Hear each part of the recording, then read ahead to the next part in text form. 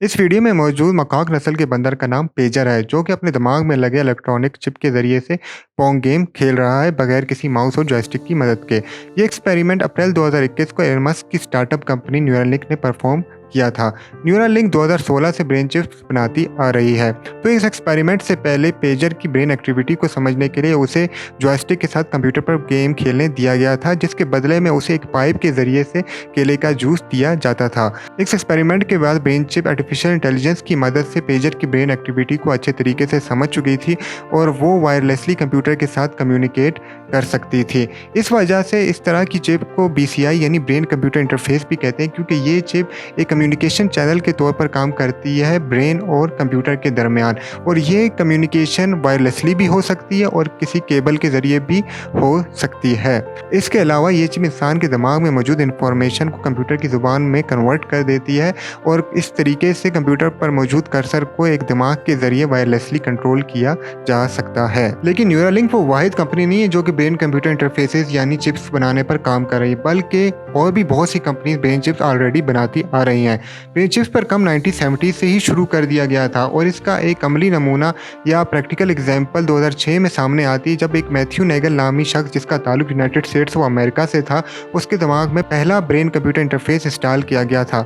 ये brain computer interface 100 electrodes पर मुश्तमिल था और ये एक केबल के जरिए कंप्यूटर के साथ कनेक्टेड था। लेकिन आज के दौर में ये टेक्नोलॉजी बहुत ज़्यादा एडवांस हो चुकी है और अब ये कॉइन या सिक्के की साइज की चिप के अंदर ही हम इंटरफेस इंस्टॉल कर सकते हैं। अब आप लोगों के जहनों में एक सवाल होगा कि ये कैसे मुमकिन है, यानी एक छोटी सी ब्रेन चिप जो कि दिमाग में इंस्टॉल कर दी जाए, उसकी मदद से हम कंप्यूटर पर मौजूद कर्सर को वायरलेसली कंट्रोल कर सकते हैं। आखिर ये कैसे मुमकिन है? या स्पाइनल कॉर्ड, फालिज और आशा के मरीज इस चिप के जरिए कैसे ठीक हो सकते हैं? तो मैं हूं मोहम्मद अफनान और आज की वीडियो में हम देखेंगे कि आने वाले वक्त में ये ब्रेन कंप्यूटर इंटरफेसेस यानी ब्रेन चिप्स किस तरीके से दुनिया को बदलने वाली हैं। ब्रेन चिप्स को समझने से पहले हम समझते हैं हमारे दिमाग में न्यूरॉन्स क्या होते हैं। न्यूरॉन्स से घबराने की ज़रूरत नहीं है, बल्कि ये ब्रेन सेल्स होते हैं जो कि एक दूसरे से इलेक्ट्रिकल सिग्नल्स के ज़रिए कम्युनिकेट करते हैं, जिसकी वजह से हम बोल सकते हैं, हम सोच सकते हैं, हम देख सकते हैं, हम कुछ खा सकते हैं और हम एक जगह से दूसरी जगह हरकत कर सकते हैं। इसकी मिसाल आप मोबाइल फ़ोन से समझ सकते हैं कि जैसे हम एक मोबाइल से दूसरे मोबाइल पर फ़ोन कॉल करते हैं तो हमारी इंफॉर्मेशन आवाज़ के ज़रिए से ट्रांसफ़र होती है, जबकि न्यूरॉन्स के केस में ये इंफॉर्मेशन इलेक्ट्रिकल सिग्नल्स के ज़रिए से एक न्यूरॉन से दूसरे न्यूरॉन में ट्रांसफर की जाती है। जब हम कोई भी हरकत करते हैं या फॉर एग्जांपल मैं अगर पानी का गिलास उठाता हूँ पानी पीने के लिए, तो मेरे न्यूरॉन्स इलेक्ट्रिकल चार्ज के जरिए नर्वस सिस्टम के थ्रू मेरे हाथ तक सिग्नल पहुंचाते हैं कि अब मुझे पानी का गिलास उठा लेना चाहिए, और अगर मैं पानी पीना चाहता हूँ तो मेरा जहन पानी को हासिल करने के लिए तैयार हो जाता है। तो इस तरीके से न्यूरॉन्स इलेक्ट्रिकल चार्जेस के जरिए हमारे दिमाग को कंट्रोल करते हैं और हमारी बॉडी के डिफरेंट फंक्शंस को परफॉर्म करते हैं। ये मजमूई तौर पर कुछ इस तरह के नजर आते हैं जैसा कि आप स्क्रीन पर देख सकते हैं कि इलेक्ट्रिकल सिग्नल्स मशरूम नुमा शक्ल के न्यूरॉन्स से गुजर रहे हैं। हाँ, थोड़ी सी अजीब सी फीलिंग जरूर आती है इनको देख कर, लेकिन ये सब कुछ इसी तरीके से एग्जीक्यूट हो रहा होता है हमारे दिमाग में। अब हम समझते हैं कि ये ब्रेन चिप्स किस तरीके से फंक्शन करती है और हमारे दिमाग में किस तरीके से इनको इंस्टॉल किया जाता है। जैसा कि हमने देखा, न्यूरॉन्स इलेक्ट्रिकल सिग्नल्स के जरिए हमारे दिमाग में मौजूद इंफॉर्मेशन को दिमाग के एक हिस्से से दूसरे हिस्से में भेजते हैं। इन इलेक्ट्रिकल सिग्नल्स को कैच करने के लिए हमें ह्यूमन ब्रेन में इलेक्ट्रॉनिक चिप इंस्टॉल करनी पड़ती है। ये इलेक्ट्रॉनिक चिप इलेक्ट्रोड्स के जरिए से इंस्टॉल की जाती है। चिप इंस्टॉल करने के लिए पहले तो ह्यूमन स्कल में एक कॉइन के साइज का होल ड्रिल किया जाता है। ब्रेन के 3 बड़े हिस्से होते हैं। फ्रंटल कॉर्टेक्स, जहां पर हमारे मूड्स और एहसासात जन्म लेते हैं। दूसरा हिस्सा ओसिपिटल कॉर्टेक्स, जिसकी मदद से हम चीजों को देख सकते हैं और महसूस कर सकते हैं। इसी तरह ब्रेन के दरमियान में होता है मोटर कॉर्टेक्स। यही वो हिस्सा है जहां पर न्यूरालिंक अपनी चिप इंस्टॉल करता है, क्योंकि ब्रेन का ये पार्ट हमारे ख्यालात को फिजिकल मूवमेंट्स में बदल देता है और हमारे हरकत और सकनात को कंट्रोल करता है। ये चिप इंसान के मोटर कॉर्टेक्स और कंप्यूटर के दरमियान कम्युनिकेशन चैनल के तौर पर काम करती है, जिससे फालिज या राशा के मरीज अपनी सोच से कंप्यूटर पर मौजूद कर्सर को कंट्रोल कर सकते हैं। न्यूरालिंक इन इलेक्ट्रिकल सिग्नल्स को न्यूरॉन स्पाइक्स कहता है, जो कि कंप्यूटर में फीड किए जाते हैं। जैसे कि आप स्क्रीन पर पेजर की न्यूरॉन स्पाइक्स कंप्यूटर पर बनता देख सकते हैं और कंप्यूटर आर्टिफिशियल इंटेलिजेंस की टेक्नोलॉजी को यूज करते हुए इन न्यूरल स्पाइक्स से इंफॉर्मेशन को डिकोड करता होता है, जिसका नतीजा हम देख सकते हैं कि पेजर स्क्रीन पर कर्सर को मूव कर रहा है अपने दिमाग की मदद से। न्यूरालिंक की ब्रेन चिप के 4 बुनियादी पार्ट्स हैं। पहला पार्ट सिलिकॉन कवर है जो कि प्रोटेक्शन देता है चिप को। दूसरे हिस्से में बैटरी लगी होती है जो कि वायरलेसली चार्ज हो सकती है। तीसरे हिस्से में इलेक्ट्रॉनिक चिप लगी होती है जो कि न्यूरॉन स्पाइक्स को इलेक्ट्रोड्स के जरिए कलेक्ट करके कंप्यूटर तक ब्लूटूथ सिग्नल के जरिए पहुंचाती है।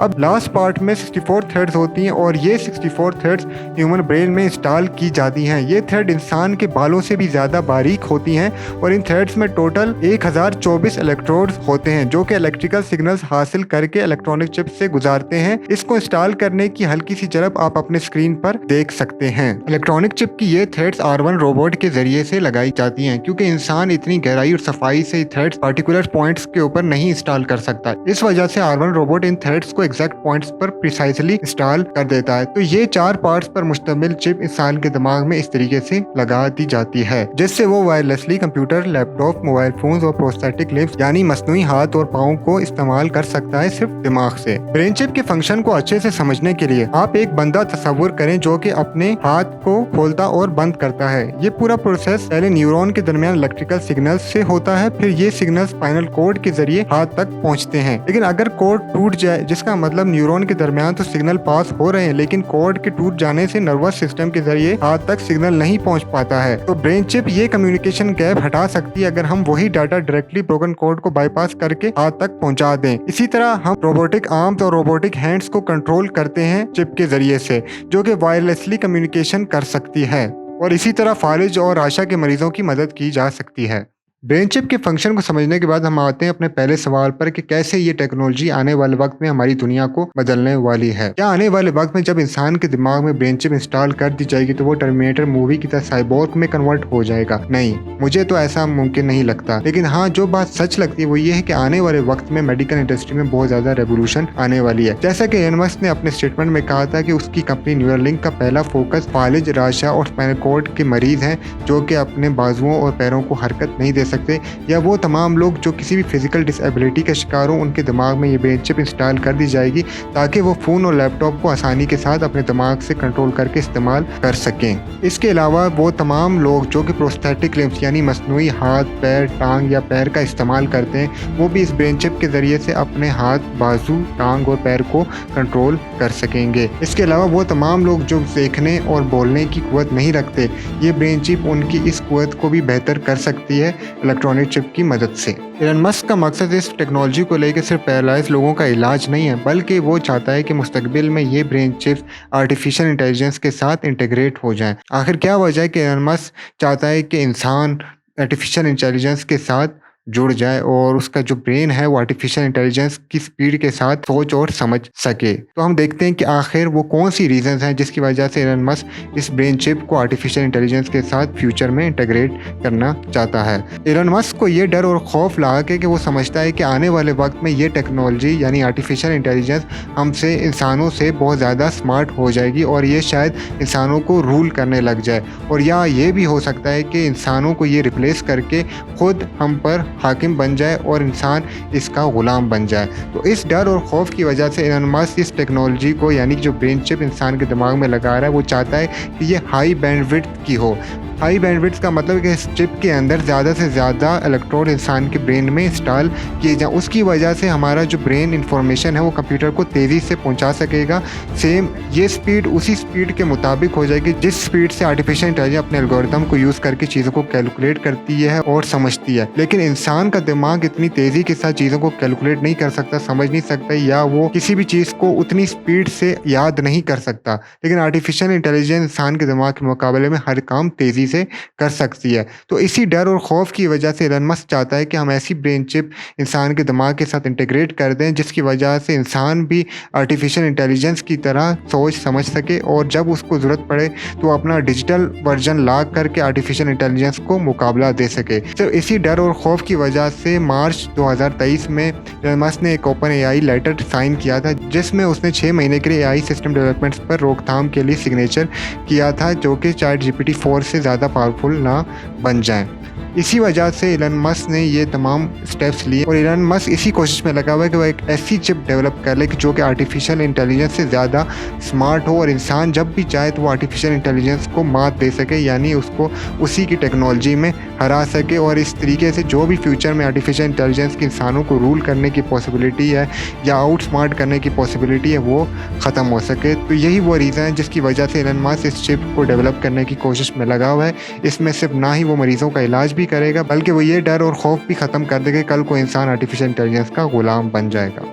वैसे एलन मस्क के अलावा और भी बहुत सी कंपनीज ब्रेन चिप्स बनाने पर काम कर रही हैं और जो कि ये भी क्लेम करती हैं कि वो बगैर किसी ऑपरेशन के ये चिप्स इंस्टॉल कर सकती हैं, जबकि एलन मस्क को अपनी चिप इंस्टॉल करने के लिए ओपन ब्रेन सर्जरी करनी पड़ती है। इन कंपनीज का नाम सिंक्रोन, ब्लैकरॉक, न्यूरोटेक, एड्रोमिक्स और प्रिसिशन न्यूरोसाइंस है। इसके अलावा यूएस मिलिट्री भी ब्रेन चिप्स बनाती है। लेकिन ये कंपनीज जो ब्रेन चिप्स बनाती है उनका मकसद इलाज करना है, लेकिन एलन मस्क की ब्रेन चिप्स का मकसद सिर्फ इलाज नहीं है बल्कि वो फ्यूचर में इंसानी दिमाग को आर्टिफिशियल इंटेलिजेंस के साथ इंटीग्रेट करना चाहता है। इसी वजह से वो ये चिप्स इंसान के दिमाग में इंस्टॉल करवा रहा है और इस ब्रेन चिप को दिमाग में इंस्टॉल करने का एक सक्सेसफुल ऑपरेशन एलन मस्क ने जनवरी 30 को ऑलरेडी कर दिया है, जिसके बारे में एलन मस्क ने अपने ट्विटर अकाउंट एक्स में एक ट्वीट किया था, जिसके मुताबिक पहला ब्रेन चिप का सक्सेसफुल ऑपरेशन कर दिया गया है और अब एक साउंड न्यूरल स्पाइक्स को हासिल किया जा रहा है। तो इससे हमें पता चलता है एलन मस्क का ब्रेन चिप बनाने का बुनियादी मकसद कुछ और है। हमने ये तो देख लिया कि ब्रेन चिप आने वाले वक्त में कैसे दुनिया को बदलने वाली, लेकिन हमने ये नहीं देखा कि इस ब्रेन चिप के साथ कौन से प्रॉब्लम्स वाबस्ता हैं। पहला सबसे बड़ा प्रॉब्लम जो इस चिप के साथ वाबस्ता है कि इसको ओपन ब्रेन सर्जरी के बाद लगाया जाता है, यानी कि स्कल के अंदर एक सुराख करके इस चिप को इंस्टॉल किया जाता है डायरेक्टली ब्रेन के अंदर, जिसकी वजह से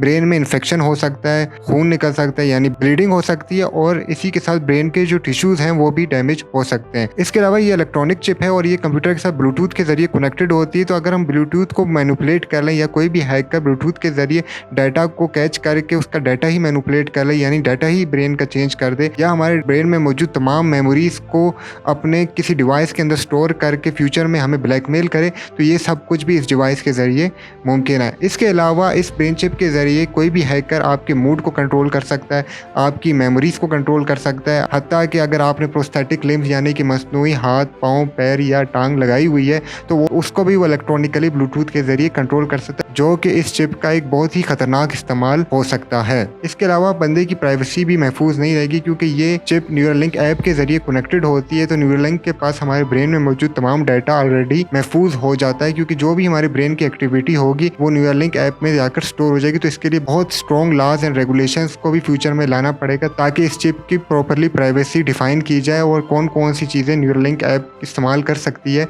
और किस तरीके से एक इंसान की प्राइवेसी महफूज की जाएगी, वो प्रॉपरली डिफाइन होनी चाहिए फ्यूचर में। अदरवाइज कोई भी वे नहीं कि प्राइवेसी किसी भी बंदे की महफूज रह सके फ्यूचर में। इसके साथ साथ अगर डिवाइस रिजेक्ट हो जाती या कोई भी अप्रूवल गवर्नमेंट की तरफ से किसी डिवाइस को नहीं मिलता और अगर ये चीज़ ऑलरेडी लगा दी गई थी और उसके बाद उसको रिमूव किया जाए, तो इसकी वजह से भी बहुत ज़्यादा साइकोलॉजिकल इम्पैक्ट उस बंदे की दिमाग के ऊपर पड़ेगा, जो कि उसकी फ्यूचर की लाइफ के लिए बिल्कुल भी अच्छा नहीं है। तो इसी तरह टेक्नोलॉजी के आने से उसके साथ कुछ फ़ायदे भी वाबस्ता होते हैं और कुछ प्रॉब्लम्स भी वाबस्ता होते हैं। इसी तरह ये टेक्नोलॉजी बिल्कुल अपने स्टार्टिंग फेज में और अभी इसने आने वाले वक्त में बहुत ज़्यादा इंप्रूव होना है। तो हम इससे अच्छी उम्मीद रखते हैं कि आने वाले वक्त में ये टेक्नोलॉजी बहुत ज़्यादा इंप्रूव होगी। हाँ, हमने प्रॉब्लम्स भी देखी हैं और प्रॉब्लम्स के साथ वाबस्ता है जो कि फ्यूचर में बहुत ज़्यादा प्रॉब्लमेटिक हो सकती हैं। इसके अलावा एक मेजर प्रॉब्लम जो हमारे जहनों में आती है कि कोई भी एक आम ह्यूमन जो कि हेल्दी है वो क्यों इस ब्रेन चिप को इंस्टॉल करवाएगा अगर उसने एक पिज़्ज़ा ऑर्डर करना है या कोई भी चीज़ ऑनलाइन ऑर्डर करनी है, क्योंकि इस चिप को इंस्टॉल करने के लिए उसे अपने ब्रेन की सर्जरी करानी पड़ती है और सर्जरी के दौरान कुछ भी हो सकता है। जैसे कि जब कुछ बंदरों पे इस चिप को लगाया गया था तो वो पैरालाइज हो गए थे और उनको एक झटके आने लग गए थे और इसकी वजह से बहुत से बंदर एक्सपेरिमेंट के दौरान मर भी गए थे। तो इस डिवाइस के अंदर अभी भी बहुत ज़्यादा कॉम्प्लिकेशंस और प्रॉब्लम्स अभी तक मौजूद हैं और फ्यूचर में ये शायद बहुत ज़्यादा इंप्रूव हो जाए, लेकिन अभी तक ये टेक्नोलॉजी इतनी एडवांस नहीं है या उस दर्जे की नहीं है कि हर कोई बंदा ब्रेन चिप को जाकर अपने दिमाग में इंस्टॉल कर ले। और अगर आप लोगों के दिमाग में कोई भी ऐसी बात है कि जिससे आपको लगता है कि ब्रेन चिप आने वाले वक्त में दुनिया को बदल सकती है, तो नीचे कमेंट सेक्शन में ज़रूर कमेंट करिए, अपने व्यूज़ शेयर कीजिए। और अगर आप चाहते हैं कि मैं इस तरह की वीडियो बनाता हूँ तो इस वीडियो को ज़रूर लाइक करें, शेयर करें और मेरे चैनल को ज़रूर सब्सक्राइब करें।